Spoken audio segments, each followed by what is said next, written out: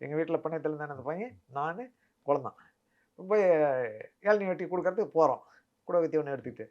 அப்புறம் போன உடனே குழந்தை தான் அறிமுகப்படுத்துகிறேன் அப்படி. இதுதான் அண்ணன் அப்படின்னு கூப்பிட்டு இது பண்ணுறேன் அப்படி. வாப்பா தம்பி அப்படின்னு அப்படி வரணும்னா அப்படின்னு. அப்புறம் தம்பி எனக்கு கொஞ்சம் அரிசி ஒரு 2 பிடி அரிசி இருந்தாலும் சரி, அல்லது ஒரு 2 பிடி மாவு இருந்தாலும் சரி கொடு. நாங்கள் சாப்பிட்டு இப்போ வந்து சாப்பாட்டுக்கு இப்போ பசி ஆகுது.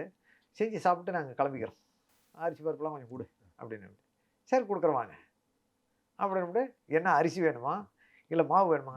மாவே இருந்தால் கூட போதும்பா. மாவே அந்த பருப்பாக இருந்தால் கூட கொடு அப்படிங்கிறாங்க.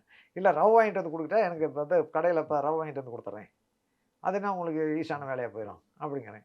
சரி என்னமோ ஒன்று பண்ணு அப்படிங்கிறேன். இந்த மாவுங்கிறது என்னது? என்ன மாவு? வந்து கேழ்வரகு.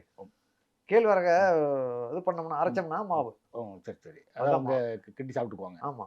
அது களின்னு சொல்லுவாங்க. அது அந்த கேழ்வரக அரைச்சா களி. ம். களின்னு சொல்லுவாங்க. கன்னடத்துல இட்டுன்னு சொல்லுவாங்க. ம். அத இது பண்றாங்க. அது அந்த சைடு வந்து அது சாப்பாடு ஆமா பழக்கமான சாப்பிடுறாங்க. சாப்பாடு. உணவுலயே அதான் சார் இப்ப வந்து ஸ்ட்ராங்கு.